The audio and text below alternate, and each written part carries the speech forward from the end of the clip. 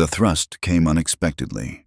The high-heeled shoe slammed into the child's stomach with tremendous force in first class, at an altitude of 35,000 feet. 8-year-old Noah Carter, his frail body thinner than paper, fell with a grunt. 1 second, Noah Carter was standing quietly in the narrow aisle, one hand on the seat back, the other pressed to his stomach as he tried to steady his breathing. The next, a hard shove sent his small body crashing sideways into the metal edge of a first-class seat. The sound was dull and wrong. A sharp gasp followed. Then a thin, broken cry. Not loud, not dramatic. Just the sound a child makes when pain hits faster than fear. Noah folded in on himself, knees buckling, his shoulders slamming into the armrest as something beneath his shirt shifted out of place.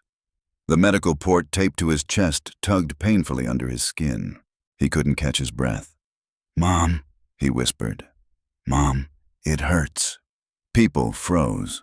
Conversations died mid-sentence. A drink trembled in a man's hand. Someone sucked in air through their teeth, too late to stop what had already happened. Elena Carter dropped to her knees in the aisle without thinking. She didn't scream. She didn't shout. Her hands moved on instinct, the muscle memory of years spent in emergency rooms. She checked Noah's chest, his breathing, the port, her fingers shaking despite herself. "It's okay," she murmured, even as panic climbed her spine. "Stay with me. Look at me.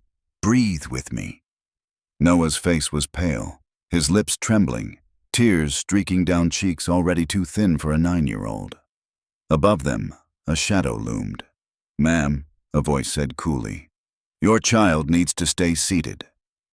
Elena looked up. The woman standing over them wore a pressed navy uniform and a tight smile that never reached her eyes.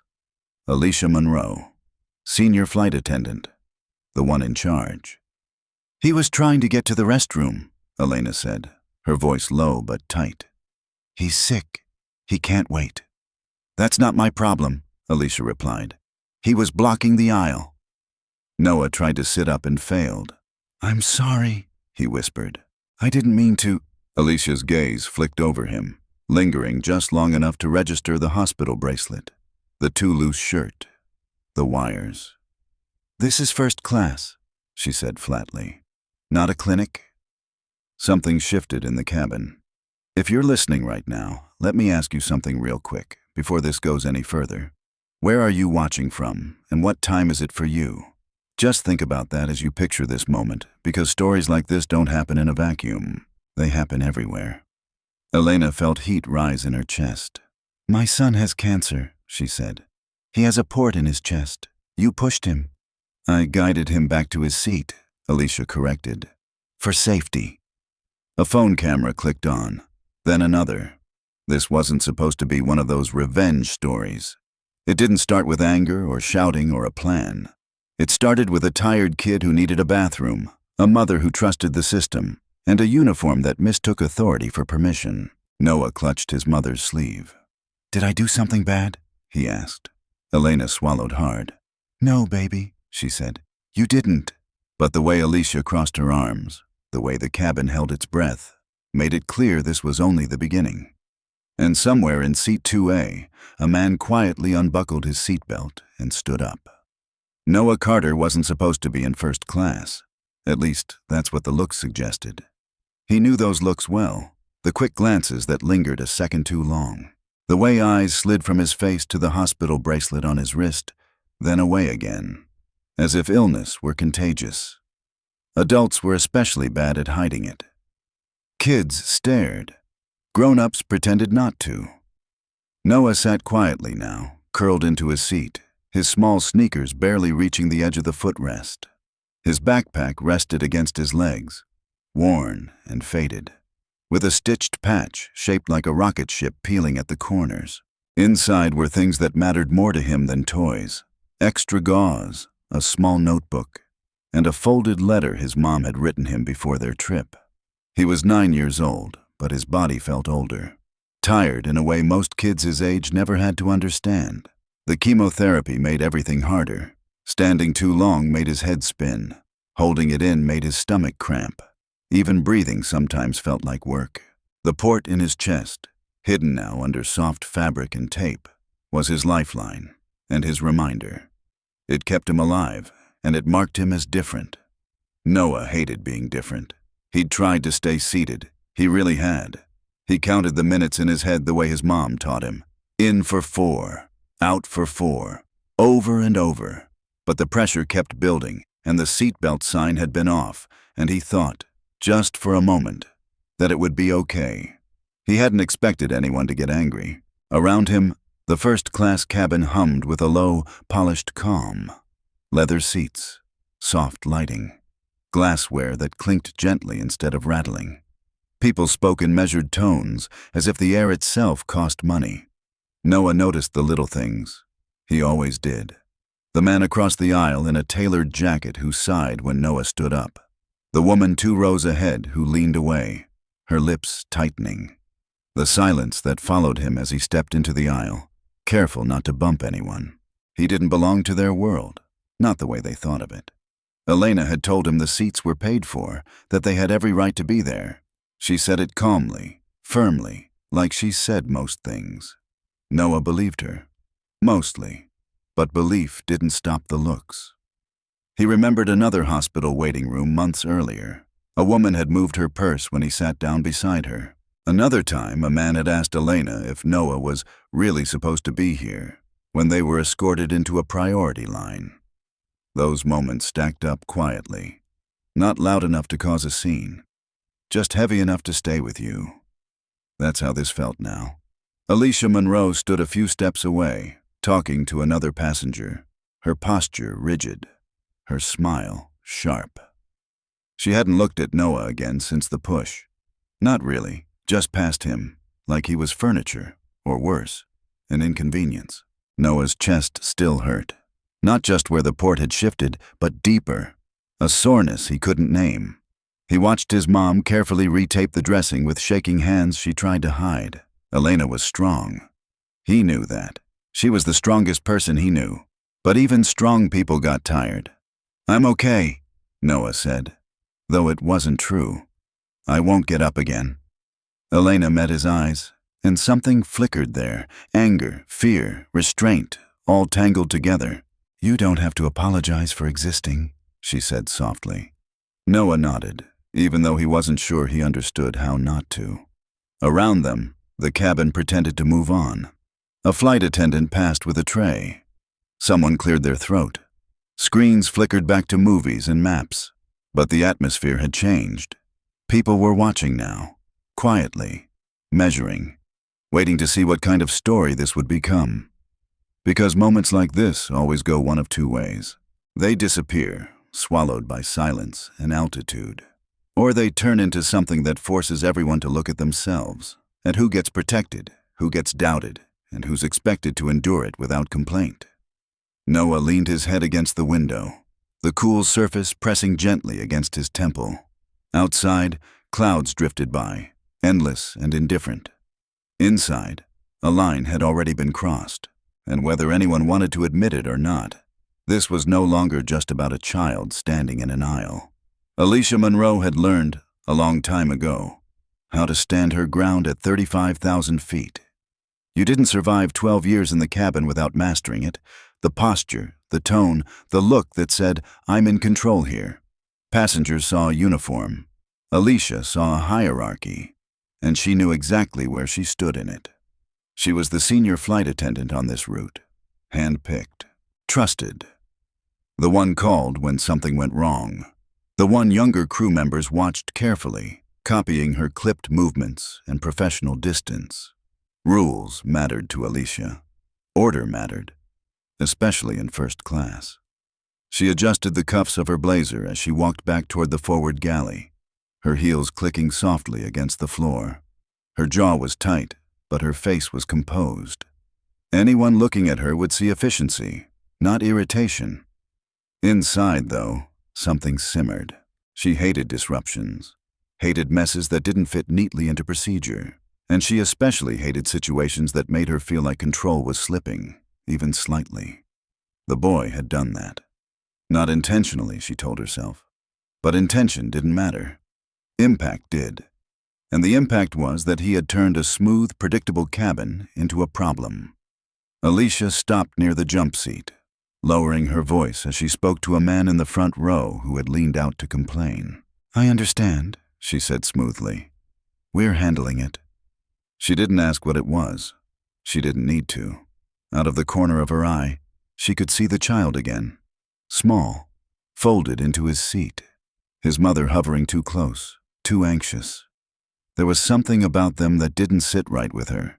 Not just the wires or the bracelet or the way the boy's breathing sounded faintly uneven. It was the feeling that they didn't fit. First class was meant to be calm, predictable, controlled. People paid for that. People expected it. And yet, here they were. Alicia told herself she'd done nothing wrong. She hadn't meant to push him hard. She'd applied pressure, redirected him. That was all. Anyone could see that. If the child was fragile, that wasn't her fault. If the mother was emotional, that wasn't her responsibility. She straightened, scanning the cabin the way she always did, her eyes sharp, alert. She noticed phones now, a few of them, not obvious, but there. That irritated her more than anything else. People were always too quick to record, too eager to turn moments into accusations. She walked back toward the Carters, stopping just far enough away to maintain distance. Professional distance. "Ma'am," she said, addressing Elena without softening her tone. "We need to keep the aisle clear. Your son needs to remain seated for the rest of the flight." Elena looked up at her, eyes blazing. "He was in pain," she said. "You didn't have to touch him." Alicia folded her hands in front of her, fingers laced tightly. "I followed protocol," she replied. "We have a responsibility to all passengers." "All passengers," Elena repeated. "Does that include my child?" Alicia didn't answer right away. She could feel eyes on her now, not just one or two. The cabin's attention had shifted, like weight on a balance scale. She hated that feeling, hated being evaluated. "I'm sorry you feel upset," she said finally. "But this conversation is over." She turned slightly, signaling finality. That's when she noticed the man a few rows back raising his phone, not even pretending to hide it. Her stomach tightened. "This is unnecessary," Alicia said sharply, her composure cracking just enough to let steel through. "Please stop recording." "I don't think so," the man replied. Calm, almost curious. "I'm just documenting what's happening." Alicia's smile returned, thin and controlled. "There's nothing to document," she said. "Just a misunderstanding." But misunderstandings didn't usually make a cabin go this quiet. She took a step back, reassessing. She'd dealt with difficult passengers before. Drunk executives, entitled influencers, people who thought money made them untouchable. This was different. This was a child, a sick one. And somehow, against her will, Alicia felt the narrative slipping away from her grasp. She glanced toward the cockpit door, then back at the Carters. The mother was still crouched protectively over the boy. The boy's eyes were downcast, his shoulders tense, as if he were bracing for something else to go wrong. Alicia told herself she couldn't afford sympathy. Sympathy led to hesitation. Hesitation led to chaos. So she did what she always did when control felt threatened. She hardened. What she didn't realize, what she couldn't yet see, was that this wasn't a moment she could manage her way out of. It was a moment that was about to name her. And the cabin wasn't done watching. The moment crossed the line so fast, no one had time to stop it. Noah shifted in his seat, his face tightening as another wave of discomfort hit him. He pressed his knees together, breathing shallow, the way he did when he was trying to hold on just a little longer. His mom was still adjusting the tape on his chest, her movements careful, deliberate. "I really need to go," he whispered. "Just real quick." Elena hesitated. She looked up at the aisle, then at the seatbelt sign. Off. She nodded. "Okay," she said softly, slowly. Noah slid forward, careful not to bump the armrest. His shoes touched the carpet, and for a split second, it felt like relief. He stood, steadying himself with the seat in front of him. That's when Alicia turned back around. Her heels stopped inches from Noah's toes. "I told you to stay seated," she said, her voice low and sharp, meant to end the discussion. "I'm sorry," Noah said immediately. He didn't get to finish. Alicia reached out, her hand landing on his shoulder, not gently, not carefully. There was impatience in the motion, urgency, the kind that assumes compliance. "Sit down," she pushed. Not hard enough to look violent at first glance. Not the kind of shove people imagine when they hear the word. Just enough force, applied to a small, unsteady body that wasn't ready for it. Noah stumbled. His foot caught the edge of the seat track. His balance vanished in an instant. His shoulder slammed sideways into the metal frame, a sharp, hollow sound echoing through the cabin. Then the cry came. It tore through the quiet like something breaking. Noah collapsed onto the floor, his hand flying instinctively to his chest. The port beneath his shirt shifted painfully, pulling at skin already tender and bruised from weeks of treatment. He couldn't breathe. For half a second, no one moved. It was as if the entire cabin needed time to register what had just happened. Then Elena screamed his name. She was on the floor beside him before anyone else reacted, her knees hitting the carpet hard, her hands cradling his head, his shoulders, searching for blood, for damage, for anything that could explain the way his breathing had turned ragged and panicked. "Noah, look at me," she said, her voice shaking now. "Look at me. Stay with me." He tried. His eyes fluttered, unfocused, tears streaking down his cheeks. "It hurts," he gasped. "Mom, it really hurts." People stood up, seats creaked. Someone swore under their breath. A man across the aisle leaned forward, his face pale. "Oh my God." Another passenger pressed the call button, once, twice. Alicia froze. For the first time since she'd approached the Carters, her body didn't know what to do next. Her hand hovered in the air, then dropped back to her side. I didn't mean," she started, then stopped herself. She straightened quickly, her instinct kicking in. "He tripped," she said, louder now. "He lost his balance." Elena looked up at her, eyes blazing. "You pushed him." "I did not," Alicia snapped. "I guided him. He shouldn't have been standing." Noah whimpered, curling inward, his fingers clutching Elena's sleeve like he was afraid she might disappear. Phones were out now. Not one or two. Several. The soft glow of screens reflected in the cabin windows. Alicia noticed them all at once. Her jaw tightened. "Please return to your seats," she said, forcing authority back into her voice. "This situation is under control." But it wasn't. Elena's hands shook as she checked the dressing on Noah's chest. The tape had come loose. There was a small, angry red mark where the port had shifted. "This could have damaged his line," she said, her voice barely holding together.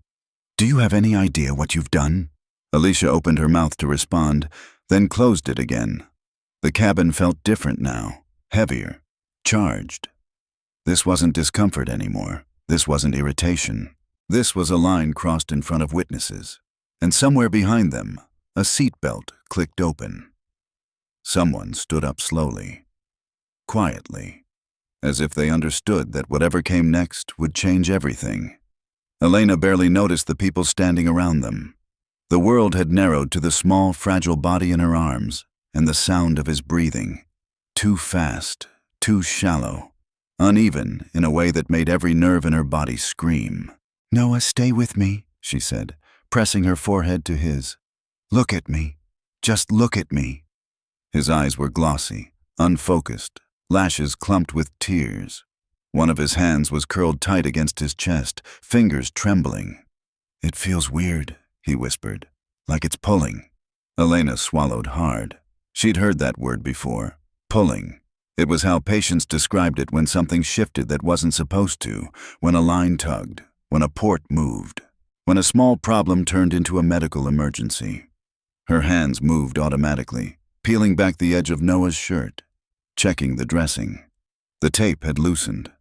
The skin around the port was flushed, angry-looking, not bleeding. Not yet, but that didn't mean they were safe. She pressed her palm gently against his chest, feeling his heart race beneath her hand. Too fast, Way too fast. It's okay, she murmured, even though fear was clawing its way up her throat. I've got you. I'm right here. She rocked him slightly, a movement so small most people wouldn't even notice. It was the same motion she'd used on trauma patients in ambulances, on scared kids in emergency bays, on strangers whose lives hung by threads thinner than this one. 15 years as a critical care nurse had taught her how to stay calm when everything inside her wanted to fall apart. This was different. This was her child. Her mind ran through scenarios automatically. Dislodged port, internal bleeding, infection risk, air embolism. 1,000 possibilities stacked up faster than she could push them away. Elena. She didn't register the voice at first. Elena, I need you to answer me. She looked up. A woman a few seats away, older, silver hair pulled into a neat bun, was crouched nearby now, concern etched into every line of her face. I'm a physician, the woman said gently. Can I help? Relief hit Elena so hard her knees almost gave out. Yes, she said. Please. The doctor leaned closer, her movements careful, respectful. She took in Noah's color, his breathing, the loose tape. This needs to be checked as soon as you land, she said quietly. He shouldn't have been touched like that.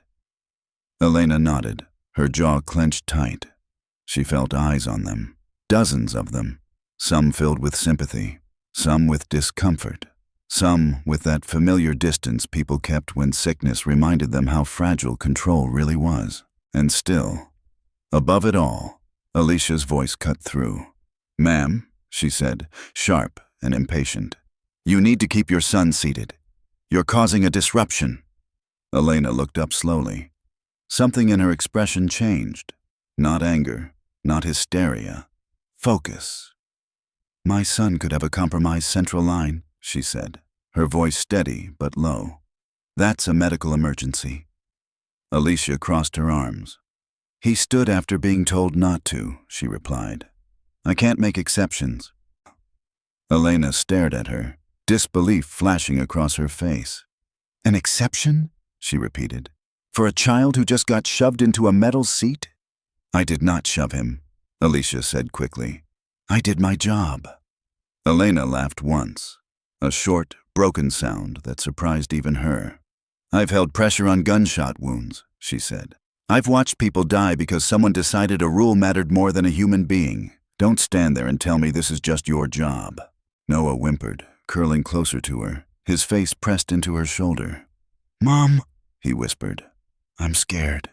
That was it. Elena pulled him tighter, one hand cradling the back of his head, the other shielding his chest instinctively, like she could block the world with her body. I know, she said softly. I know. Around them, the cabin had gone silent again, but this time, it wasn't shock. It was judgment. Alicia could feel it, even if she pretended not to. The weight of eyes, the shift in energy, the unspoken question hanging in the air. How far was she willing to take this? Because Elena knew something Alicia didn't. This wasn't about policy anymore. This wasn't about a seat or an aisle. This was about what happens when a system forgets how fragile the people inside it really are. And somewhere behind them, someone was no longer just watching. They were preparing to speak. Alicia felt the cabin turning against her, and it made her defensive. She straightened her shoulders, lifted her chin, and did what she'd always done when a situation threatened to slip out of her hands. She tightened her grip on the rules. Everyone needs to remain calm, she said, her voice louder now, practiced, authoritative. We're not going to turn this into a scene. A scene. The word hung in the air, heavy and wrong. Elena didn't raise her voice. She didn't need to. My son was hurt, she said. By you. Alicia exhaled sharply through her nose. I applied minimal physical guidance, she replied. That's allowed under airline policy when a passenger fails to comply. He's 9, Elena said. That doesn't change the policy. The physician nearby shook her head slightly, but Alicia didn't look at her. She couldn't. Acknowledging her would mean admitting doubt. Alicia's eyes flicked again to the phones. More of them now. Hands raised just enough to record without being obvious. She felt exposed, and the feeling curdled into irritation. "You can't just let people do whatever they want because they're sick," she said. "Other passengers have a right to feel safe." There it was. The implication didn't need to be spelled out. Elena felt something cold settle in her chest. "Safe from what?" she asked quietly. Alicia hesitated, just for a fraction of a second. Then she committed. "He's clearly unwell," she said. "We don't know what he has. There are hygiene concerns." The words landed like a slap. Noah flinched, even though he didn't fully understand them. He felt the shift anyway, the way his mother's body went rigid, the way the air around them tightened. "I have cancer," he whispered. "It's not—" Elena squeezed his hand gently, stopping him. "You do not need to explain yourself," she said softly. A man across the aisle let out a sharp breath. "That's not how cancer works," someone else muttered. Alicia heard them, and instead of backing down, she pressed forward, her tone sharpening with each word. "This is a premium cabin," she said. "Passengers pay for a certain environment. I have to protect that." Protect it from what? From a child who needed a bathroom? From a mother on her knees? From illness daring to exist in a space designed for comfort? Elena stood slowly, still holding Noah close. She didn't tower over Alicia, but there was something unyielding in the way she moved. "You're not protecting anyone," she said. "You're just justifying what you did." Alicia felt heat creep up her neck. "I am doing my job," she snapped. "And if you continue to argue, I'll have no choice but to escalate this." "Escalate," Elena repeated. "To who? The sky?" A few people gasped. Others nodded. The physician stepped forward. "This child needs medical attention," she said firmly. "And you need to step back." Alicia turned on her. "With all due respect, unless you're part of this crew, I'm part of the human race," the woman replied. "And what you're doing is dangerous." Silence followed. Alicia's heart pounded. She could feel control slipping, and the instinct to regain it overrode everything else. "This discussion is over," she said. "Please return to your seat." No one moved. The refusal was quiet, collective, unmistakable. For the first time, Alicia realized she wasn't just defending her actions anymore. She was exposing something deeper, because this wasn't really about policy. It was about who was allowed to take up space and who was expected to shrink themselves to make others comfortable. And in that moment, with cameras rolling and witnesses everywhere, Alicia had chosen the wrong side of that line. What she didn't know yet was that someone had just unbuckled their seatbelt behind her. Not to argue, not to record, but to end this. It didn't happen all at once. The shift in the cabin came quietly, like pressure changing before turbulence. Daniel Brooks had been sitting 3 rows back, aisle seat, jacket folded neatly on his lap. He'd boarded this flight expecting to sleep through most of it, maybe skim a contract before landing. He hadn't planned on witnessing a child get shoved into a metal seat. No one ever plans on moments like that. He raised his phone slowly. Not dramatic, not rushed. Just enough for the camera to see clearly. He didn't point it in Alicia's face. He didn't narrate. He simply documented. Experience had taught him something important. Truth didn't need commentary. It just needed light. Across the aisle, a woman followed suit, then another. Screens appeared in reflections, faint glows bouncing off polished surfaces. No one said anything. They didn't need to. Alicia noticed. Her eyes flicked from face to face, calculating. She recognized the look immediately. The same one passengers got when they thought they'd been wronged and wanted leverage. She hated that look. "This isn't necessary," she said sharply, gesturing toward Daniel's phone. "You're escalating the situation." Daniel met her gaze, calm and steady. "I didn't touch anyone," he said. "I didn't say anything. I'm just recording." "That violates—" "No, it doesn't," he replied. "Not in a public cabin. Not when there's potential harm involved." A murmur rippled through the rows.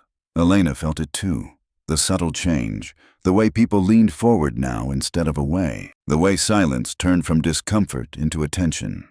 She looked down at Noah. His breathing had slowed slightly, but his body was still tense. His fingers curled into her shirt like anchors. "You're doing great," she whispered. "Just keep breathing with me." A man near the window cleared his throat. "For what it's worth," he said, looking at Alicia. "I saw what happened." She pushed him. Alicia's head snapped toward him. "Sir, please stay out of this." "I will not," he said evenly. Another voice joined in. "She didn't have to touch the kid. And he wasn't doing anything wrong." It wasn't loud. It wasn't chaotic. It was worse. It was consensus. Alicia felt her authority thinning, stretched too far to hold. She tried to regain ground, stepping forward, her voice crisp. "This conversation is over," she said. "Everyone needs to return to their seats immediately." No one moved. Not a single person. That was when she realized the mistake she'd made. She'd treated the cabin like an audience when it had quietly become a jury. Daniel lowered his phone just enough to speak again. "Ma'am," he said, "you can say whatever you want, but this is already out there. People are watching." Alicia's mouth tightened. "Threatening me won't help your case." "I'm not threatening you," he replied. "I'm explaining reality." Elena looked up then, meeting Daniel's eyes for the first time. There was gratitude there, but also something else. Resolve. "Thank you," she said softly. Daniel nodded once. Alicia turned back to the crew member near the galley. "Get the captain," she said quietly. "Now." The younger attendant hesitated, eyes darting to Noah, then back to Alicia. "Yes," she said. "Of course." As she walked away, Alicia stood alone in the aisle, surrounded by witnesses who had stopped being passive. She could feel the narrative slipping, twisting into something she couldn't manage with procedure or posture. Behind her, a seatbelt clicked. It wasn't loud. Most people didn't notice it, but Daniel did. So did Elena. A tall man stood up slowly from seat 2A, his movements unhurried, deliberate. He didn't raise his voice. He didn't rush forward. He simply stood there, taking in the scene. The child on the floor, the shaken mother, the phones in the air, the tension hanging thick between breaths. When he spoke, his voice cut through the cabin with quiet authority. "That's enough." Alicia turned. For the first time since this began, she didn't know what to say. The man from seat 2A didn't raise his voice. He didn't have to. "That's enough." The words landed softly, but they carried weight, dense, immovable. The kind that didn't ask for attention, but took it anyway. Alicia turned slowly. The man standing in the aisle was tall, broad-shouldered, his posture straight without being rigid. His hair was dark with strands of gray at the temples, his face calm in a way that felt practiced, not detached, controlled. He looked at Noah first. Not at the phones, not at the growing crowd, at the child on the floor. His eyes softened just slightly. "Son," he said gently, crouching down to Noah's level, careful not to touch him without permission. "Can you look at me?" Noah hesitated, then nodded. "I'm Marcus," the man said. "I'm right here." Elena looked up, startled. "Marcus," she breathed. He gave her a brief nod, a quiet reassurance, before turning back to Alicia. "And you are?" Alicia straightened instinctively. "Alicia Monroe, senior flight attendant," she said.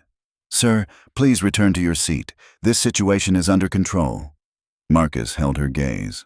"No," he said calmly. "It's not." A murmur moved through the cabin. "You put your hands on a child," Marcus continued. "A sick child." "I did not," Alicia snapped. "I followed protocol." Marcus tilted his head slightly, as if considering her words. "Then your protocol is broken." Alicia's lips tightened. "You don't understand the full context." "I understand enough," Marcus replied, "because that boy on the floor is my son." The cabin went silent. Not the awkward kind, the stunned kind. Phones froze mid-air. Someone's mouth fell open. A breath caught somewhere near the window. That's Noah, Marcus said, his voice steady. He's 9 years old. He has lymphoma. He finished his 8th round of chemotherapy 3 days ago. Alicia's face drained of color. Marcus didn't stop. He has a central line implanted in his chest. You pushed him into a metal seat. That line shifted. He gestured gently toward Noah's chest, never touching. If that line is damaged, my son could end up in septic shock, or worse. Alicia opened her mouth. Nothing came out. You don't get to decide who belongs here, Marcus said quietly. You don't get to decide who's a problem because they make you uncomfortable. This is a premium cabin, Alicia said weakly. Passengers pay for dignity? Marcus interrupted. Or for silence. A ripple of sound moved through the rows. Not applause, not cheers. Agreement. Marcus turned slightly, addressing the cabin now, but never raising his voice. My wife and I paid for these seats. We followed every rule. We asked for nothing except basic humanity. He looked back at Alicia. And you chose force. Alicia felt the eyes on her, dozens of them, recording, remembering. I was protecting other passengers, she said, grasping for control. We don't know what he has. Marcus held her gaze, unblinking. Say it, he said. What? Say what you're really afraid of. Alicia swallowed. No one spoke. Even the engines seemed quieter. Marcus straightened fully now, his presence filling the aisle without a single aggressive movement. You thought illness made him dangerous, he said. You thought his body made him disposable. That's not Ung Thu Kung Lei, Marcus said evenly. Cancer isn't contagious. The words echoed. Noah shifted slightly, his breathing still shallow but steadier now. Bah, he whispered. Marcus knelt instantly, the sharp edge gone from his voice. I'm here, buddy. Noah's eyes filled with tears. Did I do something wrong? Marcus swallowed once. No, he said. You did nothing wrong. Not a single thing. He looked back up at Alicia, his calm now something sharper, final. But you did. And in that moment, with the cabin watching and the truth spoken out loud, the balance tipped for good. This was no longer a misunderstanding. It was accountability walking down the aisle. No one interrupted Marcus. Not Alicia, not the passengers. Not even the hum of the engine seemed willing to compete. The truth had been spoken plainly now, and it had shifted the air in the cabin. It wasn't outrage that followed. It was clarity.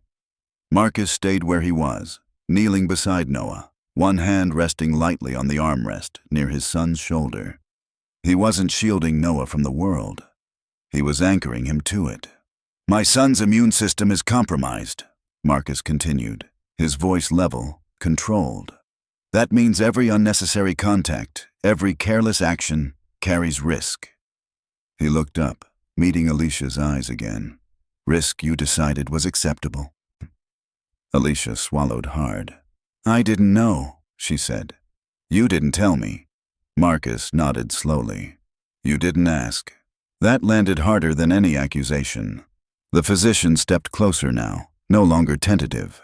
She's right, the doctor said, addressing the cabin as much as Alicia.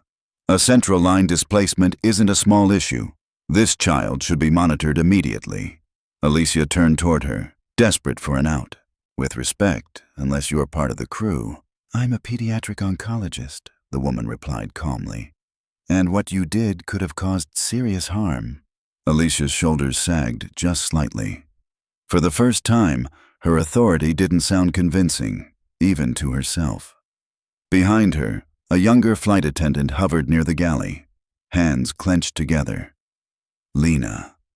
She'd been watching silently, eyes darting between Noah and Alicia, fear and discomfort written across her face. Marcus noticed her. Miss, he said gently, can you help us? Lena hesitated, glancing at Alicia. I can get a medical kit, she said quietly, and notify the cockpit. Alicia opened her mouth to object. Marcus held up a hand, not aggressive, not commanding, just firm. This isn't a debate anymore. Something in his tone made Lena move. She turned and hurried toward the front, her steps quick, purposeful. Alicia stood alone now. The cabin wasn't against her in a loud way. No one was shouting, no one was threatening, but she could feel it, the collective understanding that something irreversible had happened. Elena shifted beside Marcus, her voice steady but edged with exhaustion. "You said this was about safety," she said to Alicia. "But you never once asked if my son needed help. You never once checked on him after he fell." Alicia looked down at the floor. "I followed procedure," she repeated, weaker now. Daniel Brooks spoke up again, his phone still recording. "Procedure exists to protect people," he said. "When it stops doing that, it needs to be questioned." Alicia glanced at him, then at the other phones. The story was already forming, frame by frame. She turned back to Marcus. "What do you want?" she asked. Marcus didn't answer right away. He looked at Noah, who was sitting up now with Elena's help, his breathing steadier but his face still pale. "I want my son safe," Marcus said finally. "And I want the truth documented." Alicia stiffened. "You're threatening legal action?" Marcus shook his head. "No," he said. "I'm insisting on accountability." There was a difference. Everyone could feel it. Lena returned, kneeling beside Noah with the medical kit, her movements careful, respectful. "I'm so sorry," she whispered to Elena. "I'll help however I can." Elena nodded, gratitude flashing briefly across her face. The cockpit door opened. The first officer stepped out, eyes scanning the scene, his expression tightening as he took in the child, the phones, the tension. "Captain's aware," he said. "We're coordinating with medical on the ground." Alicia turned toward him, relief and fear colliding in her expression. "It was a misunderstanding," she began. The officer looked at Marcus. "Sir?" he asked. Marcus didn't embellish. He didn't dramatize. He stated facts. "She pushed my son," he said. "He fell. His medical port shifted. Multiple witnesses recorded it." The officer nodded slowly. "We'll handle this," he said. Alicia's face went pale. For the first time, she seemed to understand that this wasn't about control anymore. It was about consequence. As Lena adjusted the tape on Noah's chest, he looked up at Marcus again. "Are we in trouble?" he asked quietly. Marcus leaned closer, his voice softening. "No," he said. "We're being taken care of." Noah nodded, trusting him completely. Around them, the cabin remained silent. Not out of shock this time, but respect. This wasn't chaos. It was a system beginning to correct itself, not through force or shouting, but through witnesses, truth, and the refusal to let harm be minimized. And as the plane continued its steady path through the sky, one thing was clear to everyone watching. Whatever happened next, it wouldn't be brushed aside. The line had been crossed, and it had been seen. The cockpit door didn't slam open. It opened slowly, deliberately, as if even the aircraft itself understood that volume wouldn't help anymore. The captain stepped out first, mid-50s, calm eyes, the kind of presence that didn't rush because it didn't need to. He took in the scene in a single sweep. The child seated on the floor with medical tape across his chest, the mother kneeling beside him, the cluster of passengers standing, the phones still raised, the senior flight attendant frozen in place. Silence followed him into the cabin. "I'm Captain Reynolds," he said evenly. "I've been briefed." He looked directly at Noah. "How are you feeling, son?" Noah hesitated, then answered honestly. "My chest hurts," he said, "but I'm breathing okay." The captain nodded once. "Thank you for telling me." He turned to Elena. "Ma'am, we're coordinating with medical control on the ground. Paramedics will be waiting when we land." Elena let out a breath she hadn't realized she'd been holding. "Thank you," she said. The captain's gaze shifted, briefly, professionally, to Alicia. "Ms. Monroe," he said, "please step forward." Alicia did. Her walk down the aisle was different now, slower, less certain. The confidence she'd carried earlier felt brittle, like it might crack if pressed too hard. "Yes, Captain," she said. "I need your account," he replied. Concise. Alicia straightened instinctively. "The child stood after being instructed to remain seated," she said. I applied physical guidance to redirect him. He lost balance. It was accidental. The captain listened without interruption. Then he turned to Marcus. Sir. Marcus didn't move closer. He didn't posture. She pushed him, he said. He fell into a metal seat. His central line shifted. There are multiple witnesses. And video. The captain nodded. He looked to Daniel. Sir, are you one of those witnesses? Daniel lifted his phone slightly. Yes, he said. I recorded the incident. So did others, someone added quietly. The captain took a breath. Not a frustrated one, a steadying one.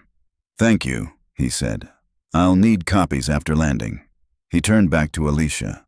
Ms. Monroe, you're relieved of cabin duties for the remainder of this flight. The words weren't loud. They didn't need to be. Alicia's eyes widened.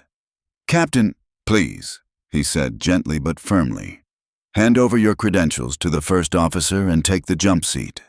For a moment, it looked like she might argue. Then she saw it. Not the cameras, not the passengers. The look on Noah's face. Confused. Hurting. Still trying to understand why any of this had happened. Something in Alicia's expression faltered. She unclipped her badge with stiff fingers and handed it over. Yes, Captain, she said. The captain watched her move away, then turned back to the cabin. I want to be clear, he said. This aircraft operates on safety, dignity, and responsibility. When any one of those is compromised, we stop pretending it's a misunderstanding. No one spoke. The engines hummed steadily beneath his words.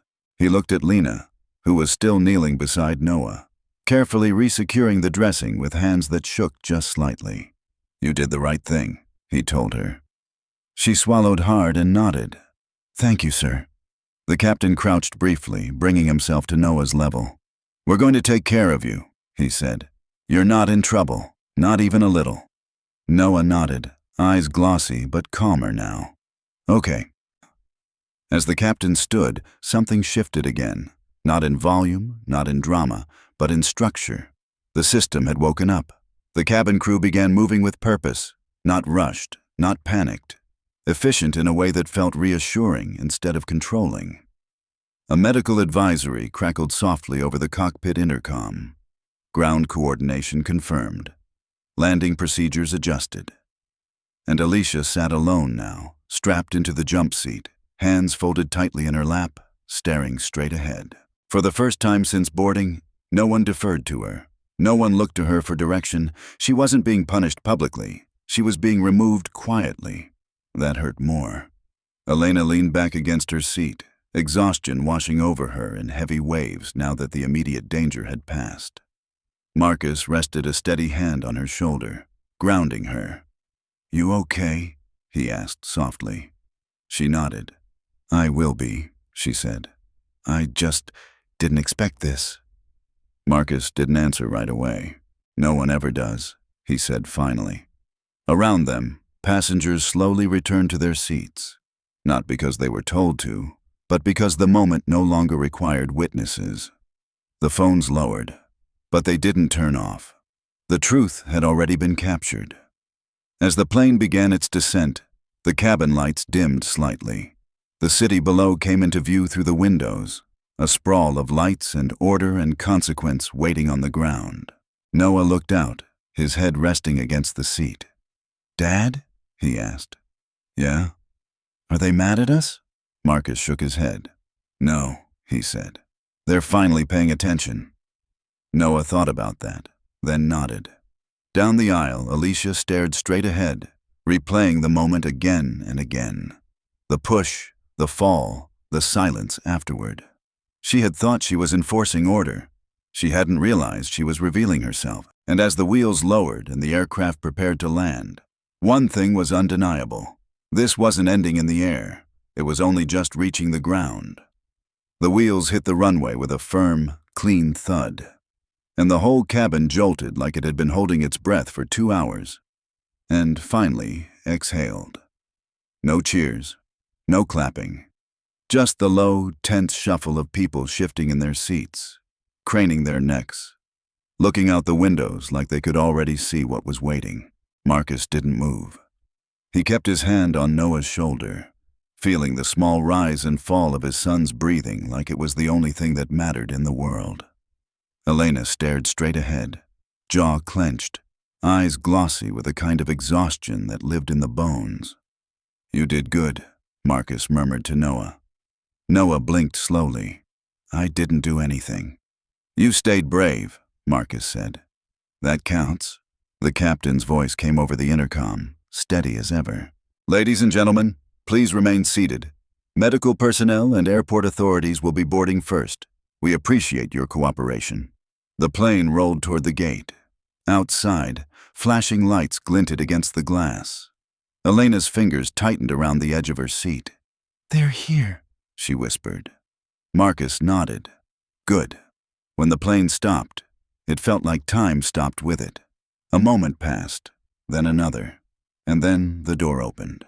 Two paramedics stepped into the cabin first with a stretcher, followed by an airport police officer and a woman in a dark blazer with an ID badge clipped at her waist. She didn't look like she was there to ask questions politely. She looked like she was there because paperwork had already been filled out. The paramedic closest to Noah smiled gently. "Hey, buddy," he said. "I'm Chris. We're going to take you to get checked out, okay?" Noah's eyes darted to his mom. Elena leaned down, brushing hair off his forehead. "I'm right here," she said. "We're just going to make sure everything's okay." Noah nodded, trusting her the way kids do when they've been through too much and learned they have no choice but to trust someone. The second paramedic glanced at the dressing on Noah's chest and the tape Lena had secured. His expression tightened, professional but sharp. "Central line?" he asked Elena. "Yes," she said. "It shifted when he fell." He looked up at Marcus. "When did this happen?" "Mid-flight," Marcus answered. "There's video." The paramedic nodded once, already making decisions. "Okay, we're going to move him carefully. Sir, ma'am, you can walk with us." As they eased Noah onto the stretcher, the officer's eyes scanned the cabin, phones, faces, stillness. Then her gaze landed on Alicia. Alicia was still strapped into the jump seat, pale, rigid, hands folded like she was trying to hold herself together by force. The officer walked to her without drama. "Ma'am?" she said. "Alicia Monroe?" Alicia's throat bobbed. "Yes. Stand up, please." Alicia blinked. "Am I being arrested?" "You're being detained for questioning in connection with an incident involving a minor," the officer said. "You have the right to remain silent." The words were familiar, the rhythm of consequences. Alicia's lips parted, and for a second she looked like she might try the old trick. Authority voice, airline policy, procedure, control. But she didn't. She stood up slowly, legs stiff, eyes flicking toward the captain like he might undo reality. Captain Reynolds didn't look away. He didn't glare either. He just watched, calm and unmovable, as if to say, "This is what happens when you mistake power for entitlement." The woman in the blazer stepped forward. "I'm Agent Collins," she said. "We have statements from multiple passengers, recordings, and preliminary reports. You will come with us now." Alicia's voice cracked. "I didn't mean to hurt him." Agent Collins didn't flinch. "You did hurt him," she replied.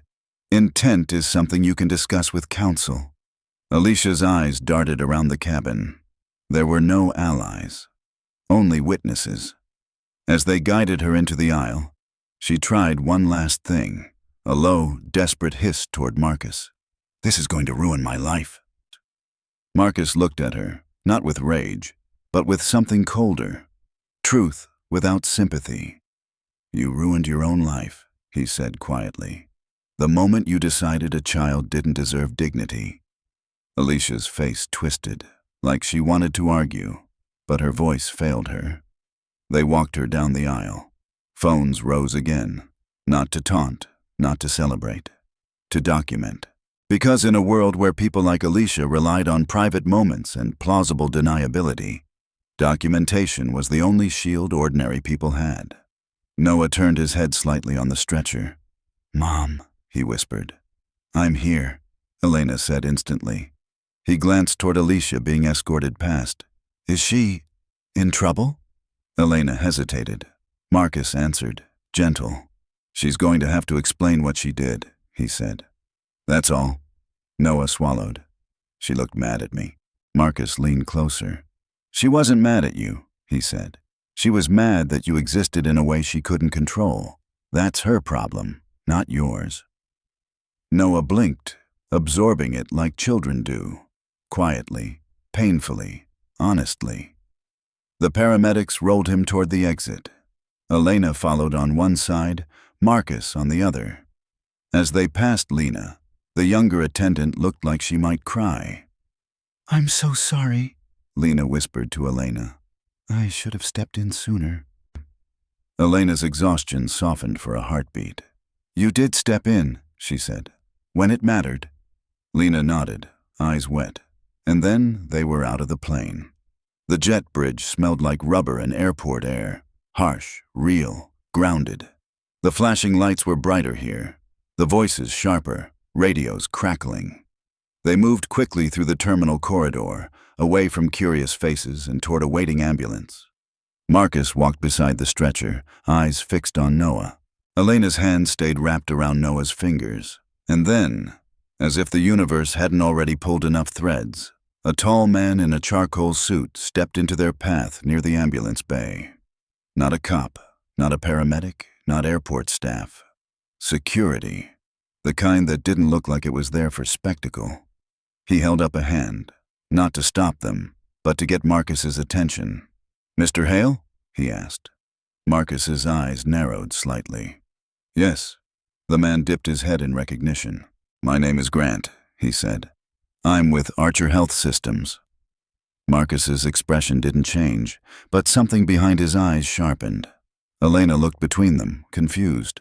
"Archer Health?" she repeated. Grant nodded. "We were notified mid-flight," he said, voice low, controlled. "Your son's case flagged as priority. Dr. Sloan is already at the hospital." Elena's breath caught. Dr. Sloan.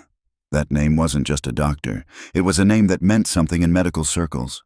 The kind you didn't get an appointment with by calling reception. Marcus didn't flinch. He simply asked, "Who notified you?" Grant's eyes flicked briefly toward Marcus's phone, then back.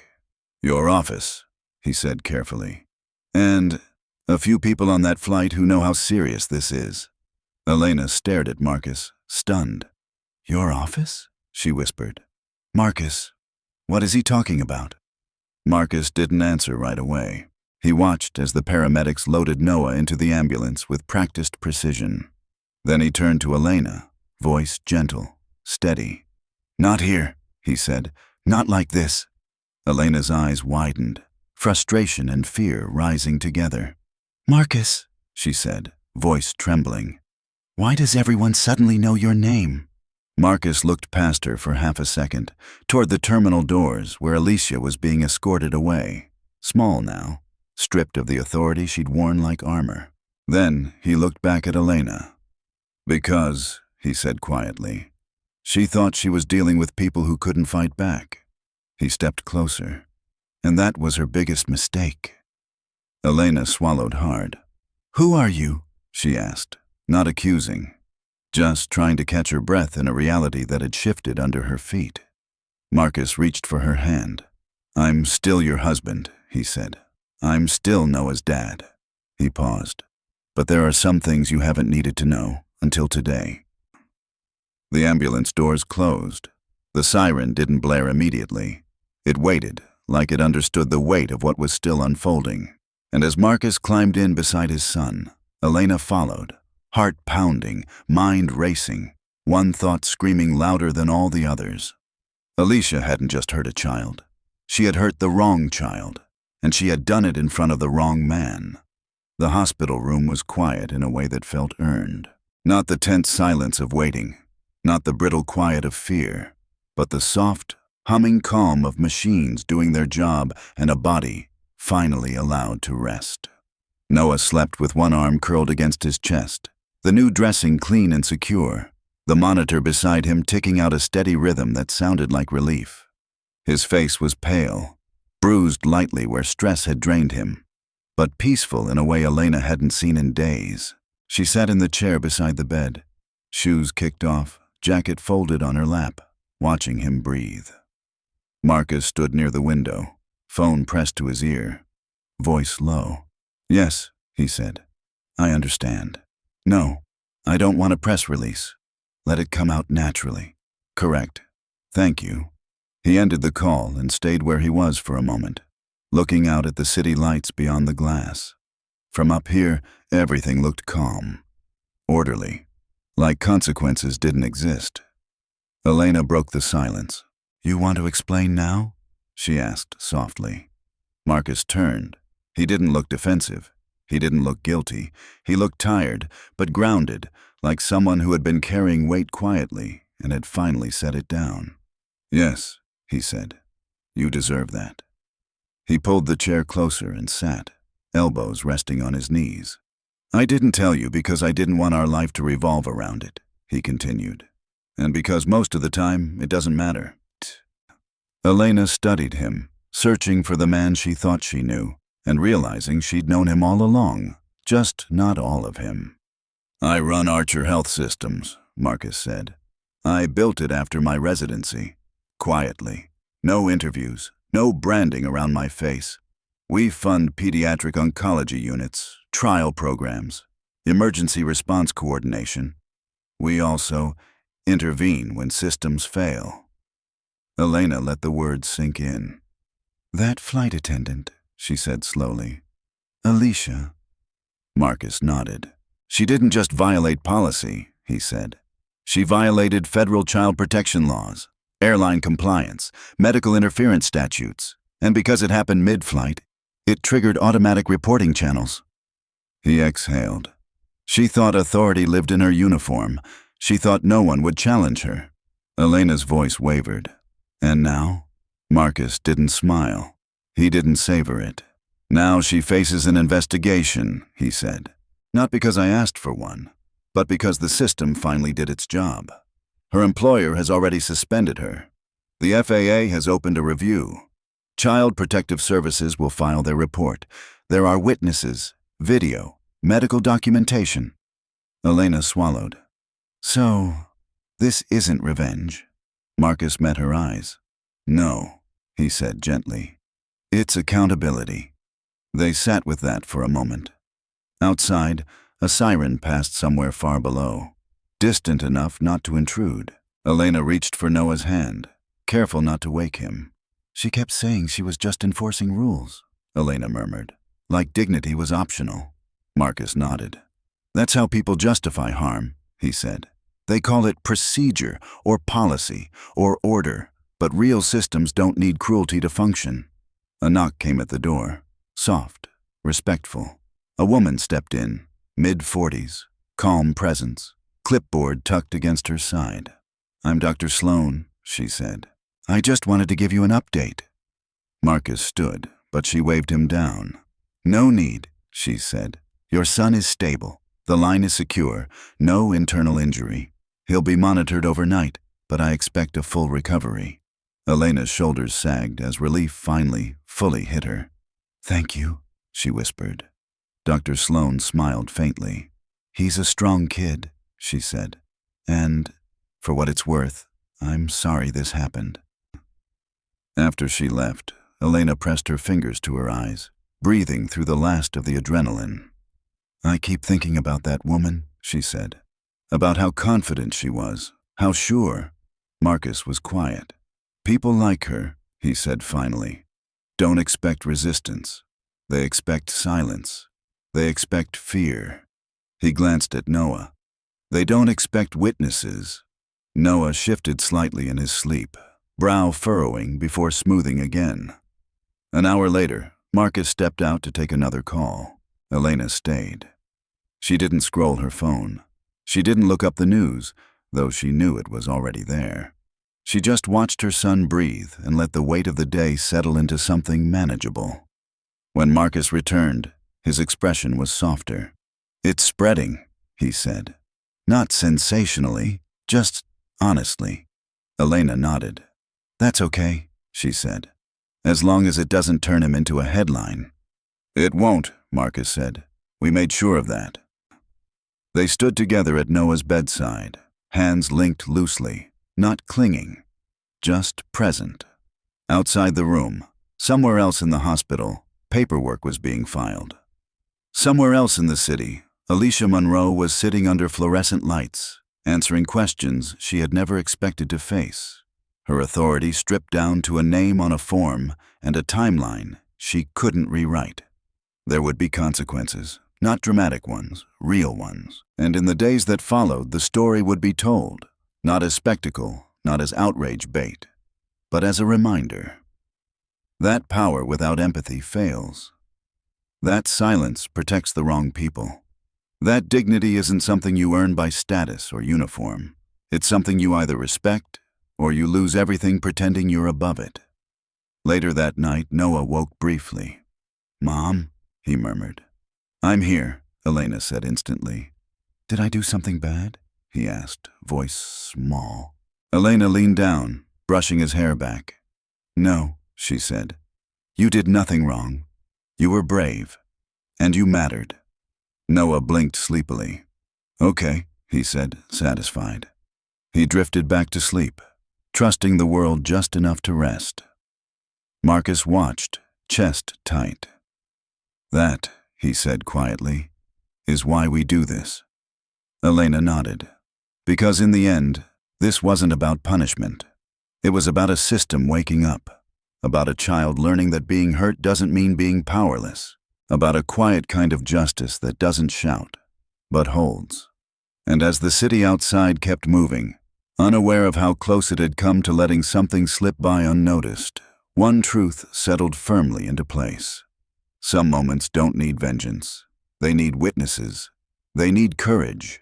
And they need people willing to say, calmly and clearly, "This stops here."